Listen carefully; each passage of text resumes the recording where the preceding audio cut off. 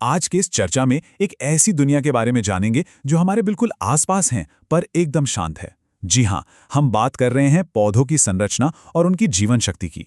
कक्षा 6 के विज्ञान की सामग्री पर आधारित ये विश्लेषण हमें दिखाता है कि पौधे सिर्फ एक निर्जीव वस्तु नहीं है, बल्कि ये प्रकृति का एक बेहद शानदार इंजीनियरिंग चमत्कार है जो हमारी धरती पर पूरे जीवन चक्र को संभव बनाता है।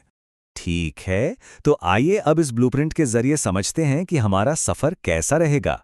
शुरुआत करेंगे मिट्टी की गहराइयों में छिपी जड़ों से, फिर वहां से ऊपर की तरफ तना, पत्तियों की रसोई, फूल और आखिर में इस पूरे जीवित तंत्र को एक साथ काम करते हुए समझेंगे। तो सबसे पहले बात करते हैं किसी भी पौधे की बुनियाद की, यानी उसकी जड़ों की। अक्सर हमें लगता है कि जड़ें सिर्फ पौधे को मिट्टी में मजबूती से पकड़कर रखती हैं, पर सच तो ये है कि इनका काम दोहरा है। ये ना सिर्फ एक मजबूत एंकर हैं, बल्कि जिंदगी के लिए जरूरी पानी और खनिज तत्वों को सोखने वाले बेहद अहम इनटेक वाल्व भी हैं। जरा सोचिए, इनके बिना तो पौधे का टिके रहना या बचना बिल्कुल नामुमकिन है। अब यहाँ सबसे दिलचस्प बात यह है कि ये बुनियादी जड़ें भी मुख्य रूप से दो अलग-अलग रूपों में अपना काम करती हैं। एक तरफ है टैप रूट, यानी एक अकेली मोटी और मुख्य जड़, और दूसरी तरफ होती है फाइब्रस रूट्स, जो पतली जड़ों का एक बहुत ही घना और फैला हुआ जाल बुनती है। दोनों की दिखावट बिल्कुल अलग है, पर मकसद एक ही है, पौधे को भरपूर पोषण और स्थिरता देना।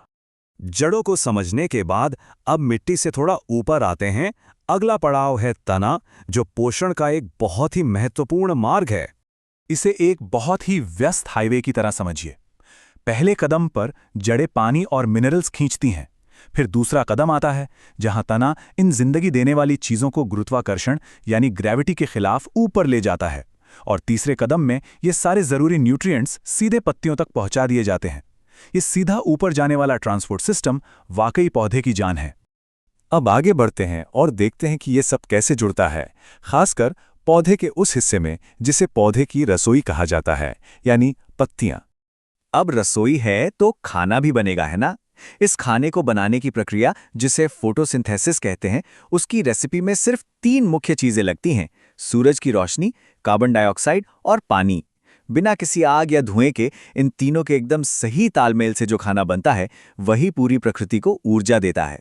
ये जानकर शायद थोड़ी हैरानी हो कि पत्तियों के अंदर भी उनका अपना एक माइक्रो हाईवे यानी एक सूक्ष्म परिवहन तंत्र होता है। पत्तियों में मौजूद शिराएं यानी वेन्स और एक मध्य शिरा बिल्कुल एक इंटरनल नेटवर्क की तरह काम करती हैं। पौधे की इस रसोई में जो खाना बनता है, ये जो पानी वहां पहुंचता है, उसे पत्ती के हर कोने तक पहुंचाने का जिम्मा इन्हीं का होता है।